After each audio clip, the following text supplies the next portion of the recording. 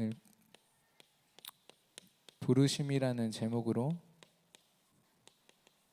말씀 나누려 합니다.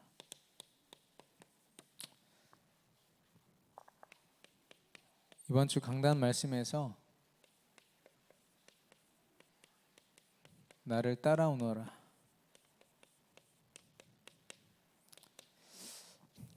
그 갈릴리 해변에서 시골 마을에서 평생을 어부로 살아온 그 베드로에게 또 안드레에게 예수님이 직접 찾아오셔서 말씀하십니다. 나를 따라오너라. 예수님이 그렇게 말씀하실 수 있었던 이유는 하나님께서 완전한 확증을 두시고 우리를 부르시는 거죠. 한마디로 우리를 부르신 그 하나님은요, 창세전부터 영세전부터 이 모든 만물을 창조하신 분이시고 모든 일들을 계획하신 분입니다. 더 완벽한 것을 말할 수 없겠죠, 하나님 앞에서는요. 그런 하나님께서 말씀하시는 겁니다. 따라오라고. 근데 그 하나님이 우리를 향하여는 어떤 계획을 가지고 계십니까? 영세전부터 우리를 향한 완전한 계획을 가지시고 그 모든 말씀들을 하나하나 낱낱이 세밀하게 이루어가시는 그 하나님이십니다. 그 하나님이 나를 향한 완전한 인생의 플랜을 다 계획해 두시고 나를 부르신 줄로 믿습니다. 그렇기에 우리의 인생은 이미 확증된 줄로 믿습니다. 그래서 이 확증을 한마디로 말하면 우리가 가진 복음이죠. 세상 것 때문에 흔들리는 그런 복음이 아니라 하나님이 확증하셔서 우리에게 주신 복음, 결국엔 우리를 통하여 증거되고 선포되고 누려질 복음, 하나님이 그 복음을 우리에게 두시고 그 확증을 가지고 우리를 따라오라 말씀하시는 겁니다.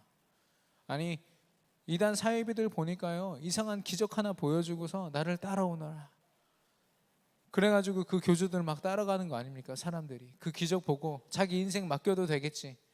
근데 그 사람들도 결국엔 사람이거든요. 귀신의 조종을 받는 사람입니다.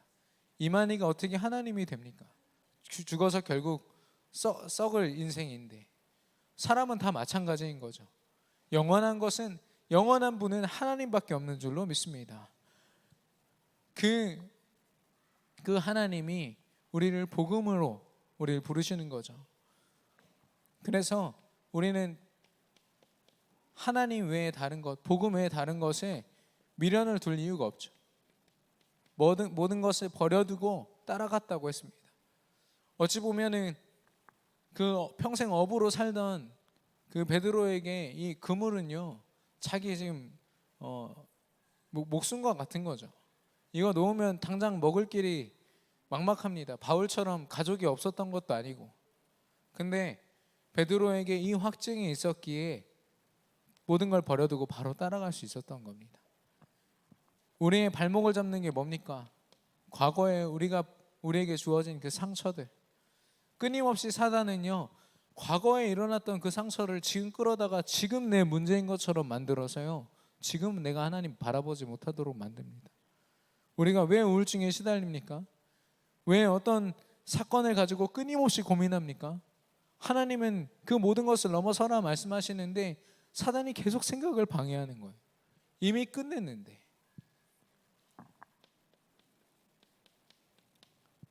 지금 내게 주어지는 현재 일어나는 수많은 일들, 하나님의 완벽한 플랜과 계획 속에서 되어지는 것인데, 그걸 우리가 보지 못하면 그 모든 것들이 너무나도 혼란스러운 일들 뿐인 거죠. 그러나 하나님이 주신 복음으로 우리가 조용히 집중할 때요, 하나님이 하나하나 퍼즐을 맞춰가세요. 아, 그래서 하나님이 이렇게 하셨구나. 아, 그래서 하나님이 이런 일들을 지금 내게 허락하시는 거구나. 하나님이 주신 지혜로 현재 일어나는 그 모든 일들 앞에 승리하기를 축원합니다. 뿐만 아니라 우리의 미래, 우리 인생의 모든 여정이 하나님 손에 있습니다. 그렇다면 우리의 미래도 하나님께서 아시고 하나님께서 인도하시겠죠. 이건 막연한 말이 아닙니다. 우리가 사람들한테, 좀 낙심해 있는 사람한테 하나님이 하실 거야, 이게 믿음이 없이 대충 인사치레로 던지는 말이면 정말 무책임한 말이지만 믿음으로 하는 말이면요 하나님이 역사하실 줄 믿습니다. 왜냐? 하나님 자녀면 하나님이 역사하시거든요. 하나님이 이미 다 보장하셨거든요. 이 보장이 없이, 이 믿음이 없이 어떻게 모든 걸 다 내려놓고 따라갑니까?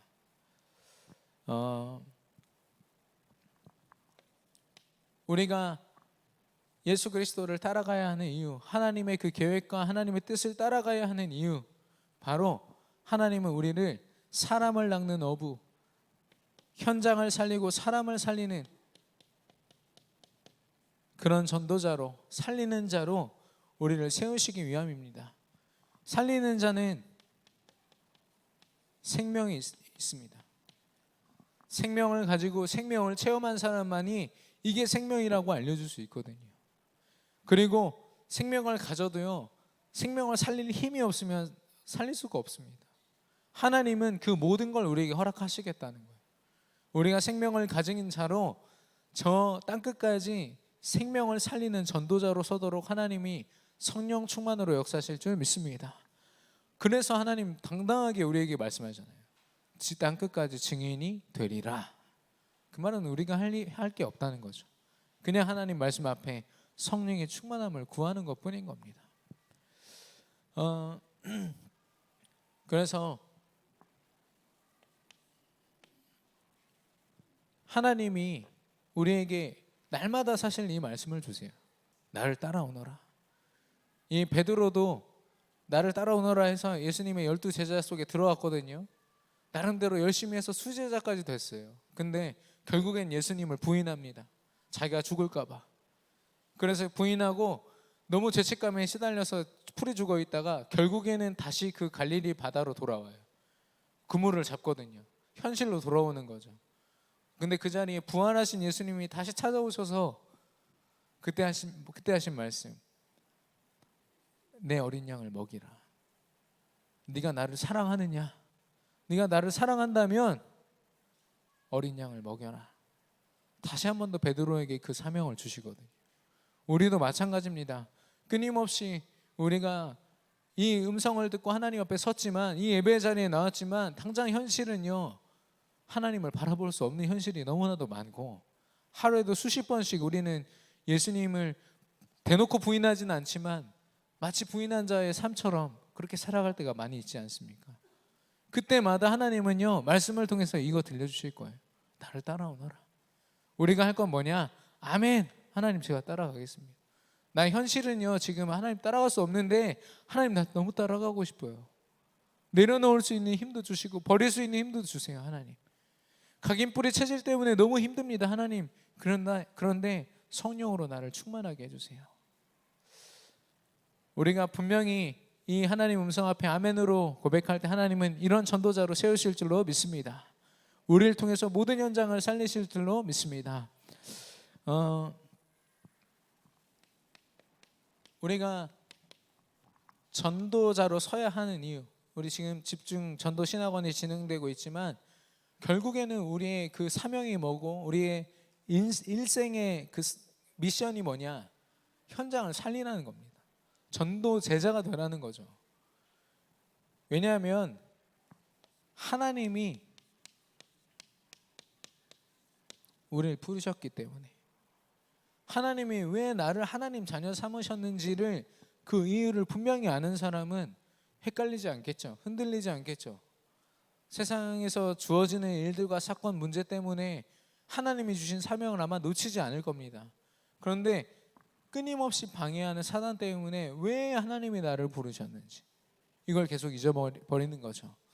오늘 하나님이 우리를 부르신 분명한 이유를 깨닫고 하나님 앞에 서는 귀한 시간이 되기를 바랍니다. 오늘 12절에 말씀합니다. 영생을 취하라고 말씀하십니다.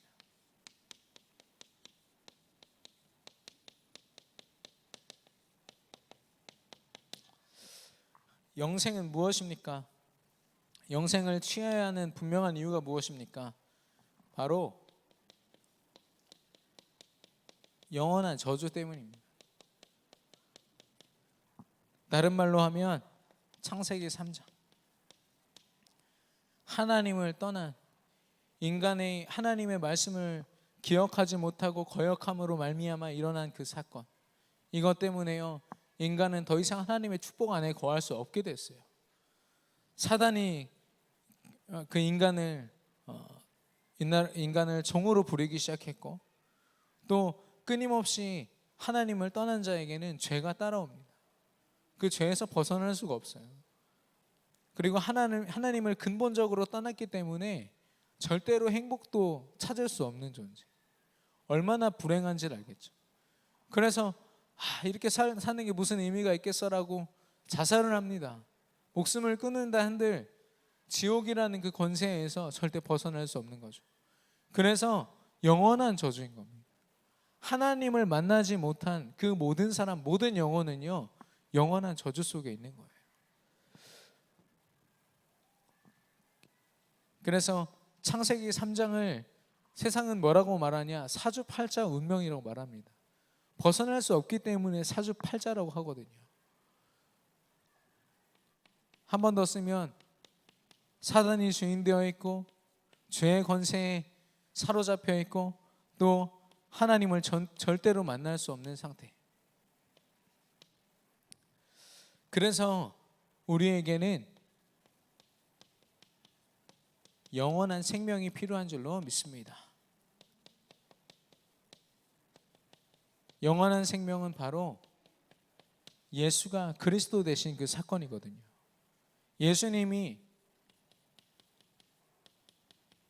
십자가에서 죽으심으로 세 가지 중요한 이 직분을 감당하셨어요.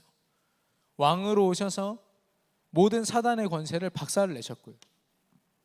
제사장으로 오셔서 더 이상 죄가 우리의 삶을 올가매지 못하도록, 올무와 함정과 그 틀에 빠져있는 우리 모두가 죄로부터 해방되도록 예수님이 제사장의 직분을 감당하셨고, 선지자로 하나님 만나는 길이 되셨습니다.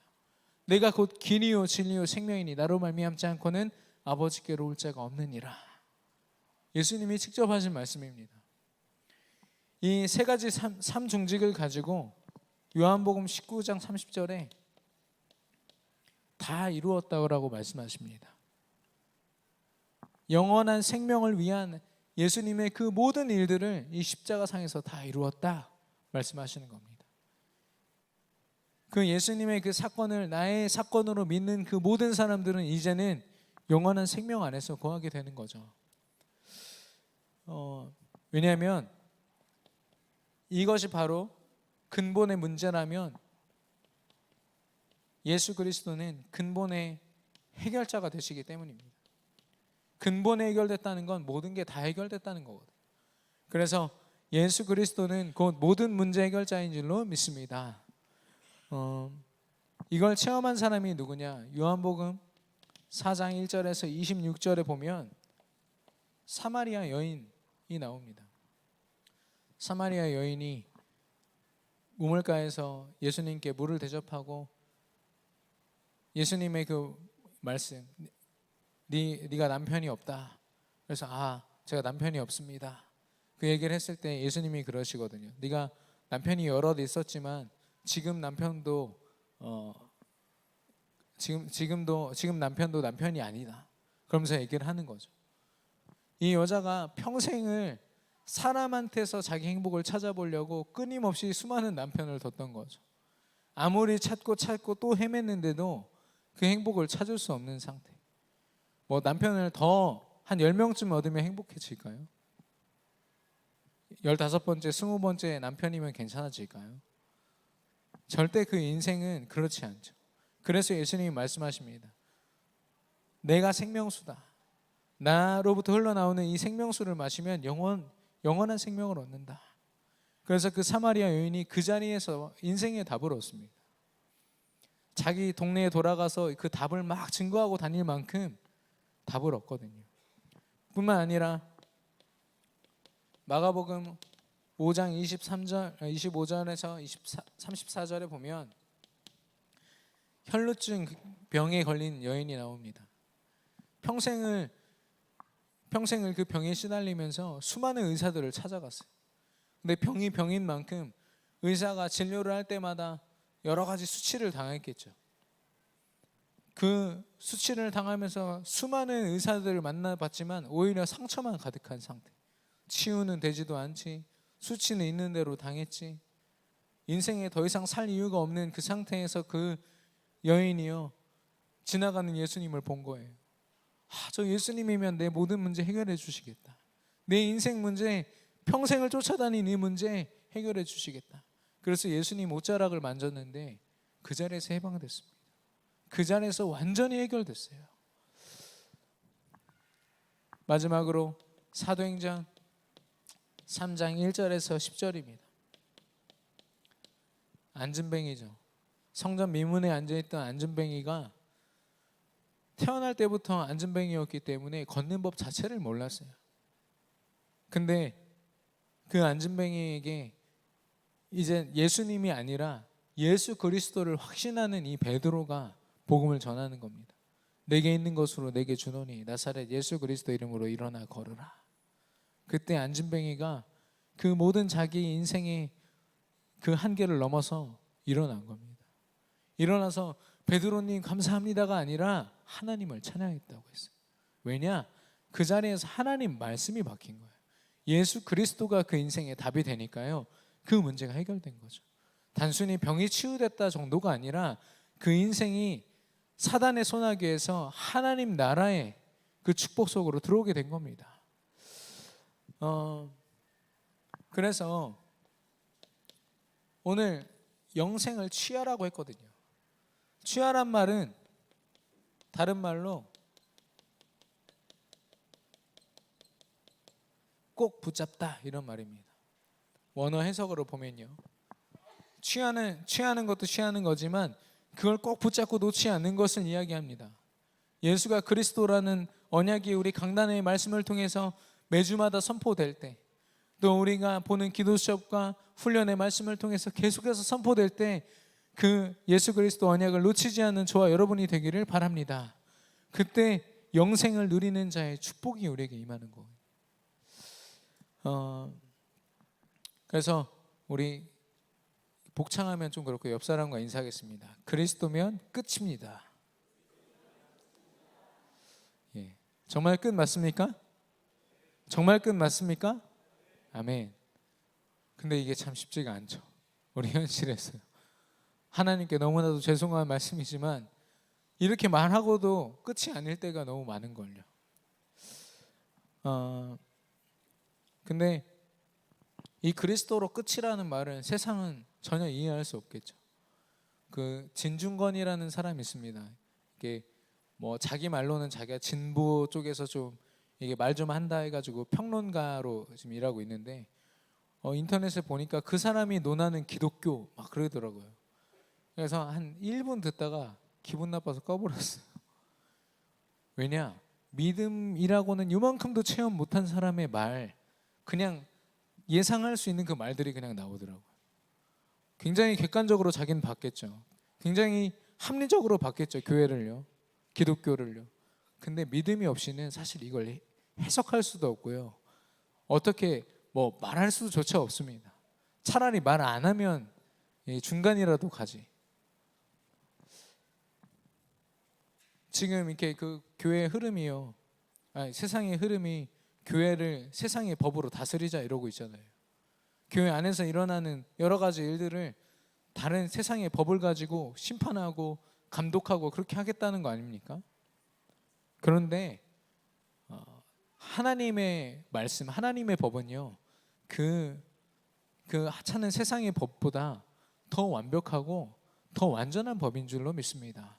그 법으로 사실 부족함이 없는데 하나님의 사람들, 많은 목회자들과 중직자들과 또 하나님의 성도들이 하나님의 말씀 법을 가지고 세상 앞에 서지를 않으니까, 하나님의 말씀을 놓치고 계속 살아가니까 이젠 세상이 오히려 교회를 지금 가르치겠다고 지금 드는 겁니다. 얼마나 이게 지금 이게 바뀌어 있는지.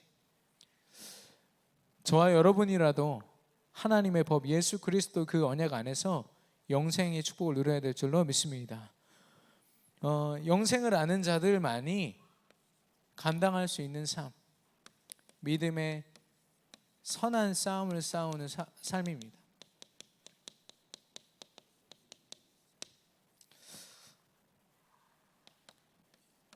이건 언약의 여정이죠.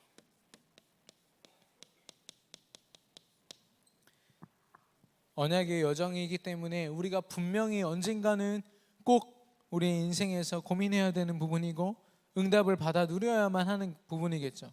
그래서 언약의 여정이면서 하나님이 주신 사명이라고,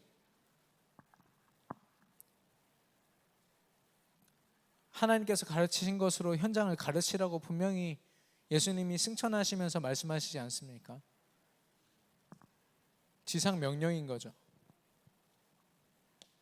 믿음의 선한 싸움은 어떤 모습입니까? 눈에 보이지 않지만 예수 그리스도가 정말로 내 삶 속에 내 모든 것에 그리스도 되는 것, 그리스도가 내 모든 것에 주인 되어지는 것. 이게 어디까지 되느냐? 갈라디아서 2장 20절이 고백되기까지. 신앙 양심이 조금이라도 있으면 이게 제대로 고백되지 않는 사람은 갈라디아서 2장 20절을 고백 못합니다. 그러나 조금이라도 하나님 앞에 서서 이 부분을 두고 영적으로 싸우고 이 부분을 두고 세상과 싸운 사람들은요, 이 고백을 할 수 있어요. 하나님이 그런 고백을 하게 하십니다. 내가 죽고 그리스도가 살기 원합니다. 나에겐 소망이 없지만 오직 그리스도께는 소망이 있는 줄 믿습니다. 우리가 어떻게 이런 고백을 합니까? 하나님이 이 고백을 하게 하시는 거죠. 우리가 이 싸움을 싸울 때, 하나님이 감당케 하시는 그 싸움을 우리가 감당할 때 하나님은 이 고백을 우리 입을 통해서 하게 하실 줄로 믿습니다. 뭐와 싸우냐면 각인, 뿌리, 체질되어 있는 것. 이미 하나님을 만나기 전부터 우리 안에 하나님 없이도 살 수 있을 것 같은 그런 우리의 삶이 이미 우리에게 시스템 되어 있어요. 끊임없이 이걸 가지고 사단은요, 하나님 없어도 돼, 네 방법으로 네가 살 수 있어 라고 이야기합니다. 근데 끊임없이 말씀드리지만 사단은 우리를 절대 행복해 하는 존재가 아니거든요. 결국에는 우리를 불행으로 끌고 갈 존재예요. 혹시 귀신을 따르고 사이비를 따르면서 병이 낫는다, 그 사람은 정말 위험한 사람이에요. 병이 나은 걸로 기뻐하면 큰일 나요. 차라리 안 낫는 게 낫지.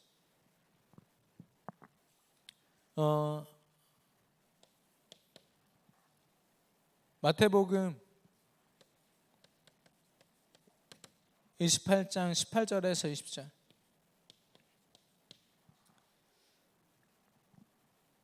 하나님께서 주신 그 말씀을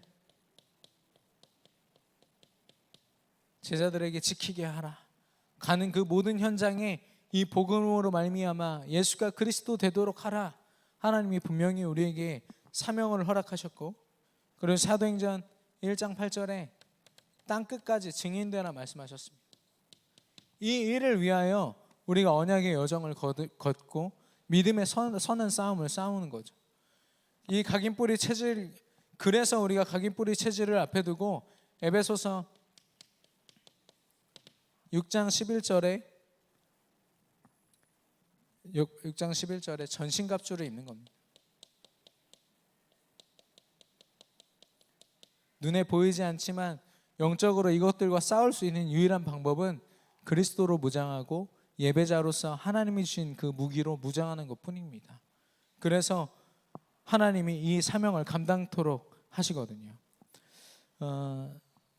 우리의 여정은 CVDIP죠. 여기에 이 단어가 생소하신 분들도 계시겠지만 하나님이 주신 언약으로 비전을 품고 비전을 보고 또 꿈을 꾸면서 기도를 통해서 그걸 실제화시켜 나가고 실제로 실천하는 것. 이게 우리의 인생의 여정이라는 겁니다. 근데 로마서 16장 25절에서 27절 보시면 저와 여러분을 향한 완전한 하나님의 예정이 있고요. 그 예정 가운데 하나님께서 우리를 구원하셨습니다. 이걸 작정이라고 하죠. 완전한 시간표 속에 우리를 작정받기로 계획된 모든 사람들이 하나님의 말씀을 듣는다 했잖아요. 구원받는다 했잖아요. 우리가 그런 하나님의 작정에 의해서 구원받았고, 이제는 하나님이 주신 이 구원의 축복을 전달하는 것으로 우리의 모든 인생 여정을 한 문장으로 풀으라면 이렇겠죠. 하나님이 나를 위한 예정을 두시고 작정하셔서 나를 구원하셨어요. 이제 구원의 축복을 가지고 나는 이 구원을, 그 축복을 전달하는 게 내 인생이야. 이게 저와 여러분의 인생 여정인 줄로 믿습니다. 그걸 이제 풀면은 계속해서 언약을 붙잡고 비전을 바라보고 또 꿈을 꾸고 기도로서 실제로 실천해보고 이런 것들을 계속해서 우리 인생 여정 속에 반복이 되겠죠. 근데 이 구원 전달이라는 이 인생 여정을 우리가 까먹기 때문에 제가 이렇게 적어놓은 겁니다. 구원 받은 것까지 좋아요. 내가 하나님 자녀야, 좋은데 전도하는 것, 또 내 모든 인생을 통하여 하나님의 이 복음을 증거하는 일에는 우리가 왜 이렇게도 인색하고 또 우리가 연약해 보이는지, 너무나도 많은 장애물이 이 당연한 여정을 감당하지 못하도록 방해하는 거예요. 이걸 제일 싫어하는 존재가 바로 사단입니다. 사단의 그 의미는 참소하는 자거든요.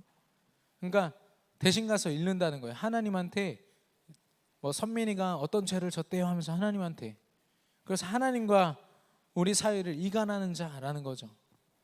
사단이 어떤 이간자입니까? 하나님과 우리 사이를 계속해서 이간하는 자이고, 하나님이 맡기신 현장과 우리를 계속 이간합니다. 야, 저렇게 잘 사는데 네가 뭐하러 전도해? 야, 누가 봐도 쟤는 다 가졌는데 네가 전도해서 걔 듣겠어? 우리가 복음을 가지고 말 한마디 뛸 수 없도록 만드는 게 이 사단이거든요. 그러면서 우리가 당연히 품어야 되는 수많은 사람, 그 영혼을 품을 수 없도록 그 사이를 이간시키고, 결국에는 뭡니까? 전도를 통해서 하나님은 나 자신의 정체성을 더욱더 확실하게 붙잡게 하시는데, 결국엔 나 자신과 나를 이간시키는 겁니다. 멀쩡하지 않은, 영적으로 흔들리고 있는 내가 마치 나인 것처럼. 아니요, 하나님은 우리를 승리자로 부르셨는데 계속 사단이 속이는 거예요.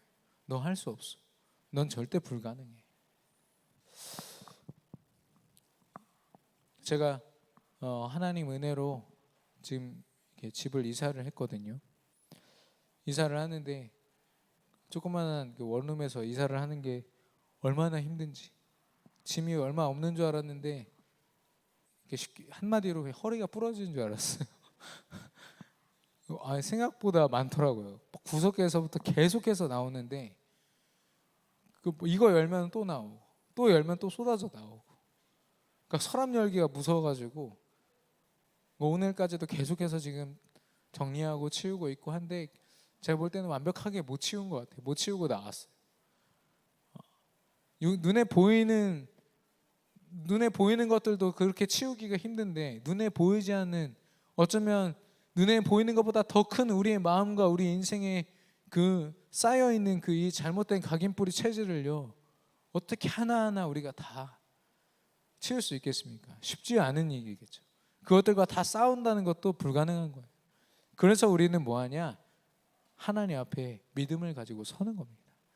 하나님이 주신 그 믿음을 가지고 하나님이 해주시라고.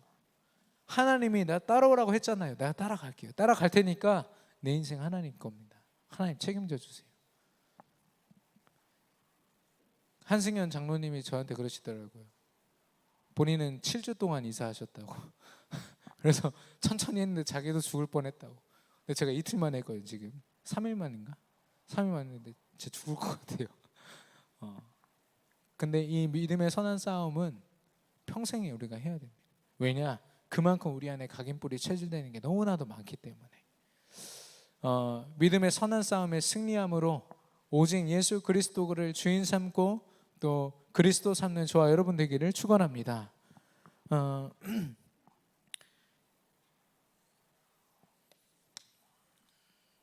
그래서 저와 여러분을 하나님은 하나님의 자녀이기도 하지만 전도 제자로 부르셨습니다. 전도 제자라는 것은 삶이 전도라는 것으로 완전 방향 맞춰진 사람을 이야기하거든요. 왜냐? 전도 제자로 우리가 살아야 하는 이유는 뭐냐? 하나님이 우리를 빛과 소금처럼, 어둠이 있는 곳엔 빛이 없으면 안 되고요. 또 소금은 그 모든 음식에 그 음식의 맛을 내는 그런 중요한 음식 재료죠. 그래서 하나님은 빛과 소금에 빗대어서 우리 인생을 말씀하셨습니다. 어둠이 가득한 곳에 빛을 비추라고. 그리고 인생의 맛을 잃어버린, 행복을 잃어버린 저들에게 소금과 같이 그들의 맛을 되찾아주라고 빛과 소금이 되라고 말씀하십니다. 보니까 요즘에 유치원들이 그렇게 난리잖아요. 유치원들 막 뭐 이렇게 선생님들이 아이를 때리고 함부로 대하고 이상한 걸 먹이고, 그리고 부모님들이 막 걱정이 되는데 당장 자기 직장 다니는데 유치원이 없으면 안 되거든요. 당장 옮길 수도 없고. 그래서 그냥 처리되는 대로 다시 그 유치원에 보내는 거예요. 되게 찝찝한 마음으로. 그게 세상입니다.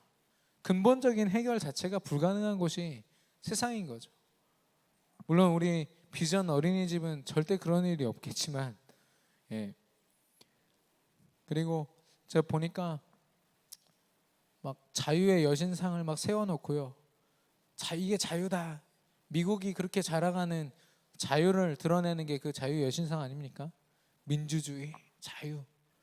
근데 실제로 보면 그 모든 사람들이 그 인생이요, 사단에게 완전히 잡혀서요, 절대 자유함을 누릴 수 없는, 행복함을 누릴 수 없는 존재가 돼버렸어요. 아무리 높이 그런 동상 세워놓으면 뭐합니까? 자유를 찾을 수 없는. 그래서 하나님이 저와 여러분을 빛과 소금으로 부르신 거죠. 그래서 우리에게 말씀하십니다. 배우고 확신하는 일에 거하라. 저와 여러분에게 하나님이 가르쳐 주시고 확신하게 하신 그 일이 무엇입니까? 바로 예수가 그리스도 되신 그 언약. 그래서 이 말은 뭐냐면 그리스도 안에 거하라, 이 말입니다. 오직 예수 그리스도 그 안에만 거하면 된다. 이 말씀을 디모데후서 3장 14절에서 하시죠.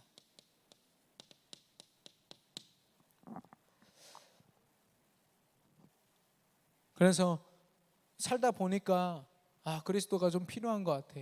이런 그리스도 말고, 살다 보니까 하나님 나라가 좀 임했으면 좋겠어.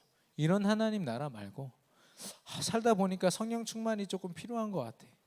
이런 성령 충만 말고, 오직 그리스도, 오직 하나님 나라, 오직 성령 충만함을 우리가 누려야 될 줄로 믿습니다.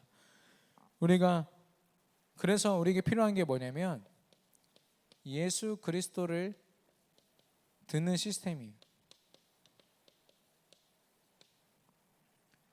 로마서 10장 17절에 믿음은 들음에서 나며 들음은 예수 그리스도의 그 말씀으로 말미암는다고 했거든요.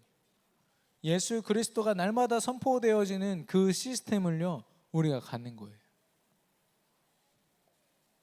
우리가 혹시 이것저것 하면서 혼란스럽고 방황하더라도 누군가 내게 내 귓가에 예수가 그리스도라고 선명하게 선포만 된다면 우리가 깨닫지 않겠습니까? 우린 사실 계속 우리에게 말해주지 않으면 끊임없이 까먹는 그런 안 좋은 습관들을 가지고 있잖아요. 그래서 억지로라도 끊임없이 훈련받는 이유, 끊임없이 우리가 하나님 주신 말씀을 가지고 틀어놓고 듣고 또 묵상해야 되는 이유가 바로 그겁니다. 그리고 말씀하십니다. 골방에서 은밀한 기도를 드리라고 말씀하십니다.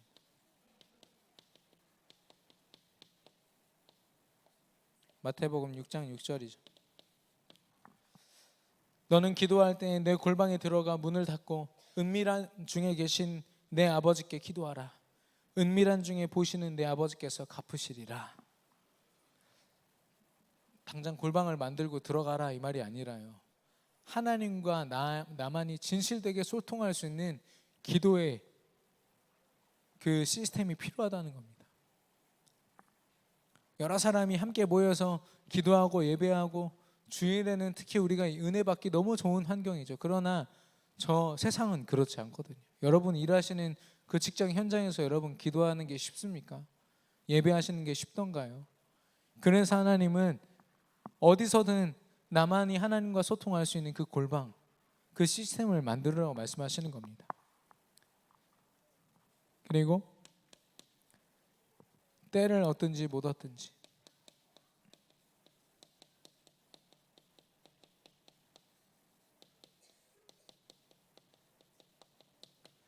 디모데후서 4장 1절에서 8절입니다.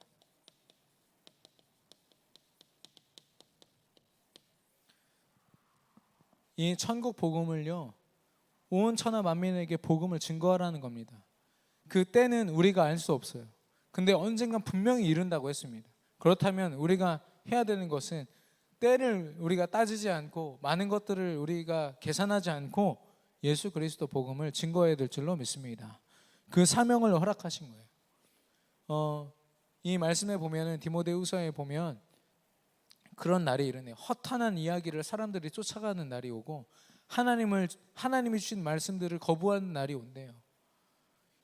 지금 그런 세대가 그렇지 않습니까? 지금 시대가 그렇잖아요. 점점 더 사실상 복음 증거하는 건 어려워질 수밖에 없습니다. 왜냐? 어둠이 점점 더 짙어지기 때문에. 근데 우리가 저 사람은 못 믿을 것 같아, 안 믿을 것 같아, 계속해서 우리 계산으로 판단하고 나는 부끄러워서 안 돼, 난 이래서 안 돼, 저래서 안 돼, 이렇게 생각하면서 우리 현실로 끊임없이 하나님이 주신 그 사명을 때를 얻든지 못 얻든지 감당하지 않으면 저 현장이 더 깊은 어둠 속 황금 어장이 재앙지대가 되고요. 그래서 우리는 빛과 소금으로 배우고 확신하는 이 그리스도 안에 거하는 그 축복을 위해서요, 하나님이 주신 말씀 시스템을 세우는 거예요. 우리 삶 속에서 말씀이 잊혀지지 않도록, 그리고 기도 시스템을 통하여 임마누엘의 축복을 늘 누리는 거죠. 그리고 전도 시스템을 통하여 현장에서 살아 역사하시는 하나님을 보는 겁니다. 그래서 이 시스템들이 끊임없이 예수 그리스도를 확인할 수 있도록, 이게 확인이 안 되면 이 중에 하나만 틀어져도요, 우리의 삶이요 영적으로 균형을 잃어버려요. 이게 다 돼도요, 전도의 축복을 놓쳐버리면 당장 직장 현장에서 내가 복음 전해야 되는 현장에서 헤맨다니까요. 그래서 어떤 모습으로든 전도를 놓고 고민만 해도 됩니다. 하나님, 내가 어떻게 전도하면 좋을까요? 그러나 많은 우리 렘넌트들과 성도님들이 이 고민을 못해요. 직장 현장에서 물론 그 현실과 또 감당해야 되는 그런 일들이 얼마나 많습니까? 그러나 하나님 분명히 위로하실 줄 믿고요, 그 현실을 넘어서 하나님이 세우라 하시는 전도 시스템 분명히 우리가 세워야 될 줄로 믿습니다. 많은 사람들이 말씀도 듣고 기도도 하는데 전도를 하는 걸 많이 놓치고 있어요. 우리 멤버들도, 우리 성도님들도 그렇고요. 전도 집중 신학원을 통해서도 하나님이 계속 그 말씀을 주시는 겁니다. 어딜 가든 때를 얻든지 못 얻든지 복음 전하라고. 그래서 제가 이렇게 생각했던 건 뭐냐면, 전도는 특별한 응답이 아니라 전도가 되어지는 삶을 하나님께서 알려주시는 것이다. 전도가 되어지는 삶을 하나님 은혜로 살아지는 것이다. 이번 신학원을 통해서 제가 깨닫게 된 부분입니다. 결론입니다. 하나님이 저와 여러분을 부르신 이유는 예수 그리스도로 말미암아 우리에게 주신 이 영생 구원의 축복을 가지고 믿음의 선한 싸움을 저 악한 마귀 사단 그리고 저 세상과 싸우면서 전도 제자로서 살리는 자의 삶을 사는 것입니다. 하나님이 그래서 우리를 부르신 줄로 믿습니다. 그래서 이번 우리 한 해 동안 우리 하나님께서 주신 기도 제목이고 우리에게 주신 말씀이잖아요. 나와 업과 현장이 전도 시스템이 되게 하라. 이게 주문처럼 외워지면 안 됩니다. 더 이상 실제로 우리 삶 속에 성취되는 말씀이 되는 거죠. 그래서 단순한 전도 시스템이 아니라 재생산 시스템입니다. 새로운 생명이 이 시간, 이 시스템을 통해서 계속해서 살아나고요. 그리고 이제는 제자가 생산되는 겁니다. 또 다른 지역에서 또 다른 현장에서 이 복음을 증거할 수 있는 그 사람들을 하나님이 분명히 이 시스템을 통해서 만나게 하시고 키우게 하실 줄로 믿습니다. 우리가 그걸 도전하는 거죠. 그래서 올해가 가기 전에 저와 여러분이 이걸 도전하면 저와 여러분 인생에서요, 하나님이 주신 첫 도전이 될 수 있어요. 첫 도전이면서 마지막 도전이 될 수도 있습니다. 우리 모두가 지금 함께 이 전도 시스템을 듣고 기도하면서 응답을 바라고 있는 이때 우리가 같이 도전하면 얼마나 큰 힘이 되겠습니까? 하나님이 그런 축복을 다 깔아두셨어요. 이제 우리가 도전하기만 하면 됩니다. 우리의 도전은 영원한 도전인 줄로 믿습니다. 하나님이 함께 하시기 때문에. 그리고 우리의 도전은요, 그 모든 시스템들이 하나님이 확증하신 미래 앞에 또다시 하나님 앞에 맡겨드리는 그런 시스템이 되는 거죠. 우리 후대들, 저는 이번에 좀 처음으로 생각해 본 게 뭐냐면, 우리 렘넌트들이 유학을 가든 뭐 어느 나라에 어떻게 가든 혹시 홀로 떨어져서 어떤 다른 지역에 가든 그 스스로가 예배할 수 있다면 그게 끝이 아닐까, 이런 생각이 드는 거예요. 공부를 혹시 좀 못하더라도, 좀 전문성이 좀 떨어지더라도 그 영혼이 어딜 가든지 하나님을 바라볼 수 있다면 그 사람은 하나님 쓰시겠다, 이런 확신이 들더라고요. 우리 렘넌트들이요, 어느 순간부터 공부로 치이고 바빠가지고 학교 안에서 예배하는 그 문화를 다 잃어버렸어요. 학교 안에서 내가 내 친구들을 다락방한다라는 그 생각 자체를 못하게 됐어요. 답을 가진 자라면 누구든지 할 수 있는 게 다락방 아닙니까? 초등학생도 다락방 할 수 있다는데. 근데 우리가 어느 순간부터 우리 교사 선생님들, 학부모님들, 그리고 우리 모든 교회 안의 어른들이요, 한계를 두고 우리 렘넌트들이 어떻게 보니까 할 수 없도록 그 문화가 만들어진 거예요.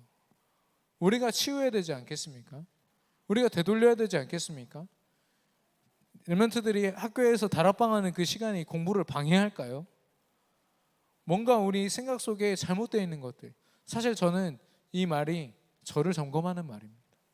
제 안에 불가능할 거라고 생각을 했었거든요. 근데 말씀을 듣다 보니까, 증인들의 증거를 듣다 보니까 아니구나, 이 생각이 들더라고요. 왜냐, 다락방을 하면 그 본인이 먼저 살거든요. 렘넌트들을 끊임없이 막 교회에다 끌어다가 앉혀놓는 것보다 그 현장에서 예배 한번 제대로 드릴 수 있도록 돕는 게 더 나을 수도 있겠다, 이런 생각이 드는 거죠. 그래서 이 미래와 후대를 준비하는 사실 시작은요, 육신적인 시작도 중요하지만 그거보다 더 중요한 최우선순위가 뭐냐? 저와 여러분이 내 인생의 다락방이라는 그 사역을 두고 고민하는 겁니다. 참여하시든 아니면 여러분이 여시든, 갈급한 사람들은 교회 안팎으로 너무나도 많이 있습니다. 단지 우리가 준비되어 있지 않고 망설일 뿐이죠. 그래서 이 사역을 두고 실제로 고민할 수 있기를 바랍니다.